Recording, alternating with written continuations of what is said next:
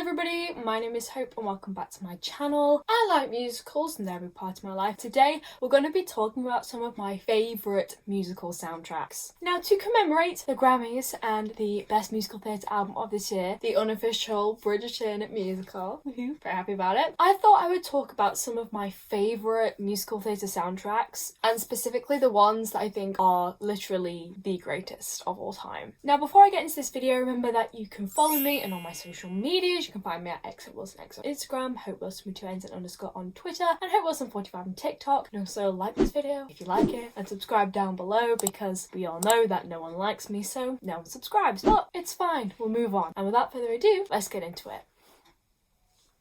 So I think the one I'm going to start with is the one that usually if someone says what do you think the best soundtrack / cast album is, it's the Falsettos cast album. I adore it. Now, Falsettos isn't my favourite musical. It is in my top 10, but it isn't the one that I would call my favourite. But for some reason, this musical just hits all the right spots. I think especially as an emotional soundtrack, it really hits the mark, and the last 20 minutes is just genuinely heartbreaking. And it makes me sad having to think about it. But I just think musically that to be carried by mainly 5 people, being Jason, Whizzer, Marvin, Trina and Mendel, but also we have the 2 lesbians, Charlotte, Cordelia in the second act. Having a whole musical carried by 7 people and 7 people only, and to have the harmony that it does, to have the motifs that it does, to have the message and the beauty and all these wonderful things is just crazy to me in such a good way, though, because I feel like Falsettos in its entirety acts like a play does. It is very much,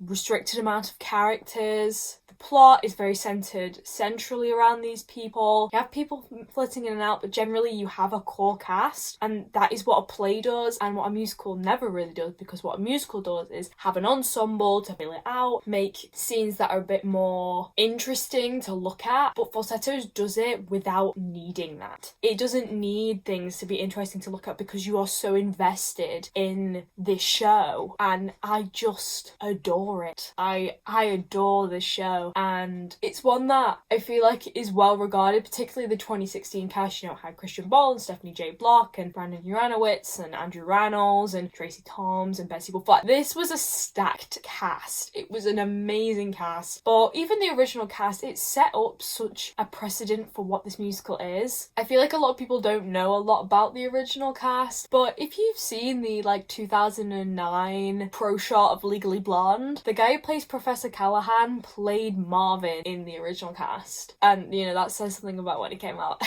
But this musical is truly a masterpiece, and it is just phenomenal, and I highly recommend you go and listen to it. My next one I feel like is probably unsurprising because it's my favourite musical, the one I call my favourite musical. No, it's not this, because as much as I love this, Company is a masterpiece of a soundtrack.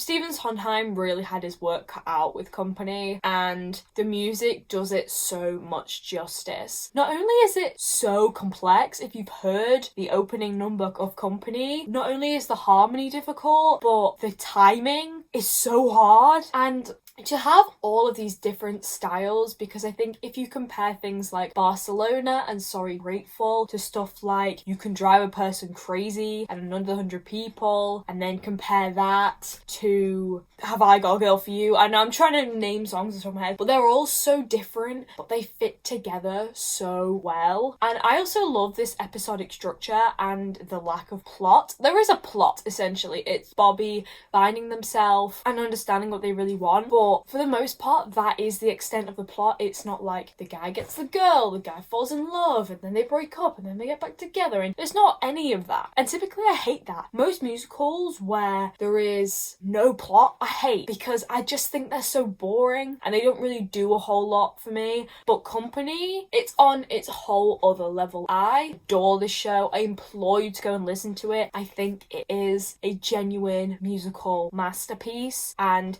I don't say that that about a lot of things. I'm pretty critical of literally everything, not only that is created, but what I do myself. And I really just can't fault this show. I don't think there's any one thing that I don't like about it. I love every song. I think every character, even if they're in it for only a short amount of time, you understand who they are and what they want. And I think that's really all you can ask for in a musical. And Stephen Sondheim will forever be one of the most talented composers and writers on this planet. Okay, so I feel like my next one is probably going to be a bit of a strange choice, especially since it's not actually in my top 10 musicals, like, ever. But a soundtrack I think is one of the greatest soundtracks of musical history is actually Into the Woods. Another Stephen Sondheim. Are you surprised? You probably shouldn't be. I love Stephen Sondheim. But the reason this is probably one of the best musical theatre albums of all time is because of its motif writing in its show. Not only do you have things like Moments in the Woods, which is a song from the show, sang by the baker's wife, and the song is all about like the what ifs, or the woods, the possibilities, and not wood as in W-O-O-D, woods as in W-O-U-L-D-S. Mind is blown, obviously. First of all, you have like the counterpoint melody of the first number. Love it. Anything that's like that hits my soul just right. I love it. But just in general, the like musical prowess that goes through this musical is so great. And I think the musical especially does it really, really well. And I don't really have a lot to say in it because obviously I'm not like completely obsessed with this musical like I was with the other two. But I think that it's very clear that this musical is very thought out and very well done and just really clever in its writing, which I think for a lot of contemporary musicals especially, you don't find it as often as you do in some of these older musicals. Obviously Into the Woods isn't like old, but it's older than you would think. And it just proves that Stephen Sondheim will forever be a genius in the eyes of so many. I know I've already mentioned how much I love Stephen Sondheim, but he deserves another one. Moving on. Okay, another one that isn't actually in my top 10 musicals, but is probably in my like top 10 soundtracks, is actually Carrie the Musical. I think this is a really underrated musical. I think Riverdale, we shouldn't even mention their name really. They didn't do it justice. But I think Carrie was a big one for the beginning of like pop rock musicals. Because contrary to popular belief, Carrie is old. It came out in like the 80s and flopped really hard. But then everyone saw the potential in it when rock music was more popular in the 2000s. And so they brought it back. And horror movie musicals never work, ever. I made a whole video on this. It'll be in one of the corners maybe if I remember. But yeah, this musical paved the way, not only for pop rock, but for like horror movie musicals as a genre. Are they all good? No. Most of them are pretty horrific. Human Centipede the Musical is not something I want to spend an hour and a half of my life trying to find and watch. But I just think Carrie did it so well. I think they're kind of like, obviously because they're teenagers, I think it's easier than doing something like another Stephen King, like The Shining the Musical, where I have no idea how they would do that.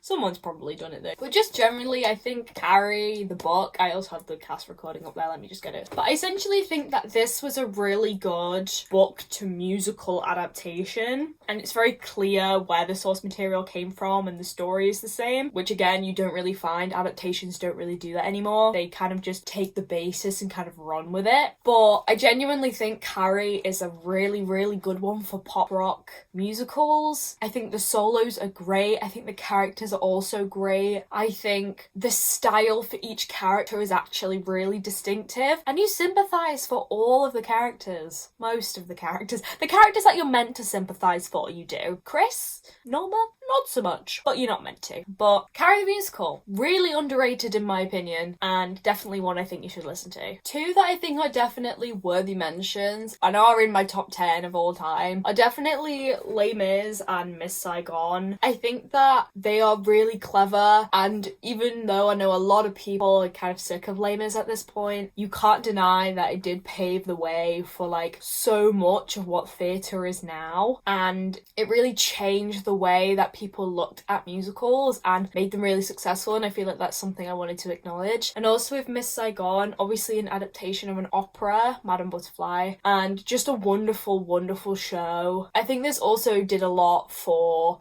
the Asian community in musicals and definitely gave them a chance to shine, which I always really love, more representation. And also it's just a great show, and I think musically, I think the overture to Miss Saigon is probably one of my favourites of all time. I have listened to that song, just the overture, hundreds of times. I know it like the back of my hand. I think The Morning of the Dragon, which is another 7-minute song, mostly instrumental, is so wonderful. I think the harmony is great. I think the emotion is great. I think there's so much greatness about these two. They both changed the way people looked at musicals, and I just really wanted to acknowledge that. And I feel like in the same vein, we also have to talk about Hamilton. Hamilton obviously changed the way people look at contemporary musical theatre. I definitely think has changed the way people now look at musical theatre, which is a very difficult thing to do. You know, Hamilton went viral essentially, and it has changed so many people's opinions on musical theatre. And I think when Hamilton came out, it also changed movie musicals forever, because even though Hamilton is not a movie musical, they did do a pro shot, but it's not a movie musical, people became more interested in musical theatre and so wanted to make more musical films. And again, I just thought it was really important to mention Hamilton. I think there is so much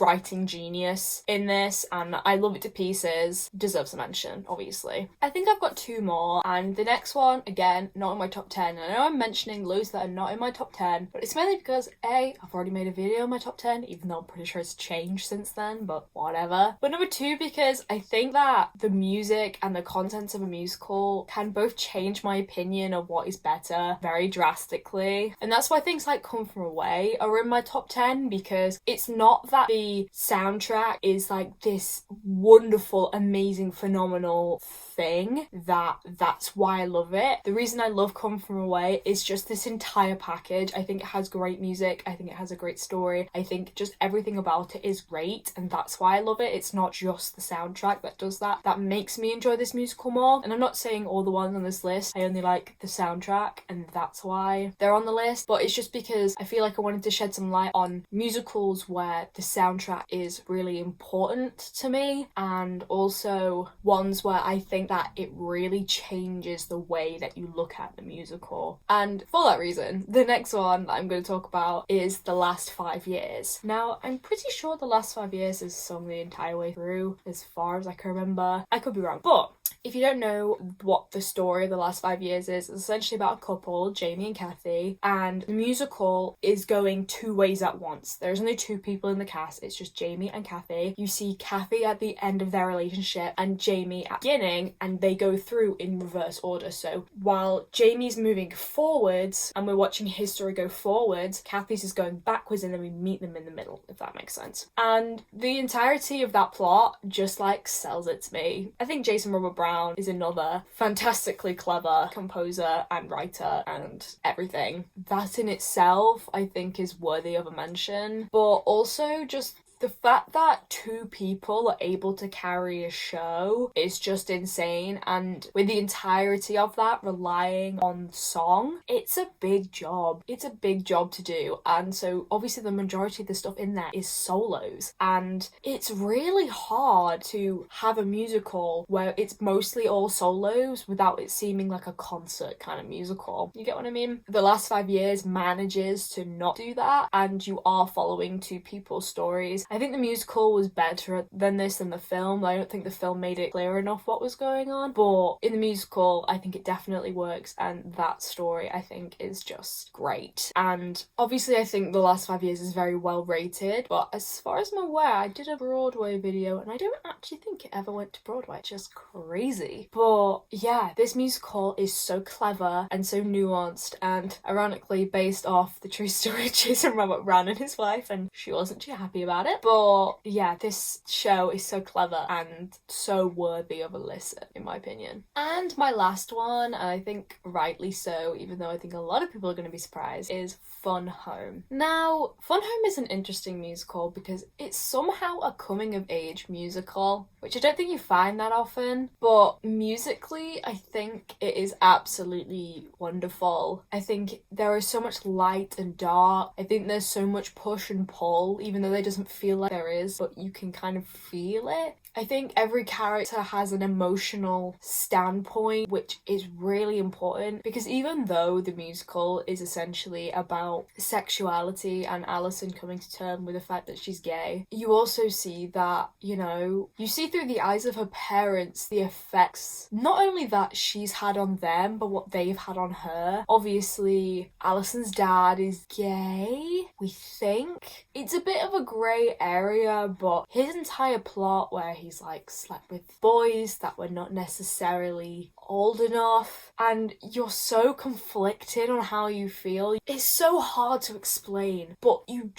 feel like you sympathize with him, but you shouldn't, and you feel weird about it. Obviously, he ends up taking his own life at the end of the show, and he has this solo, and you're like, what the hell is going on? I can't even fathom what's going on right now because I'm just trying to understand it. And then you see that Alison's mother has had this horrible experience, like he was not a good guy and she just fell for him and she knew that things were wrong but she went with it anyway, and you're just so torn about all these characters and you just have this emotional connection to them, I guess. But truly, like, I don't know what to say other than you don't know how to feel, and I think that's exactly how you're meant to feel. I think this one is the hardest one to talk about because it's so complex by being so simple, and it's one that I really go listen to all of these, please, because they all send different messages, and I think they all send important messages too. There's just so much that I could say about Fun Home. You just go for a whirlwind of emotions. I think there's so much realism to the story, and I think that's what makes it great. But I think that's all I have to say, and so let's go on to the outro. So they were my favourite musical theatre soundtracks of all time. Maybe you were surprised, maybe you weren't. If you're upset that this wasn't on there, I'm sorry. I do love this show, but musically there are just some that are too clever to just leave out.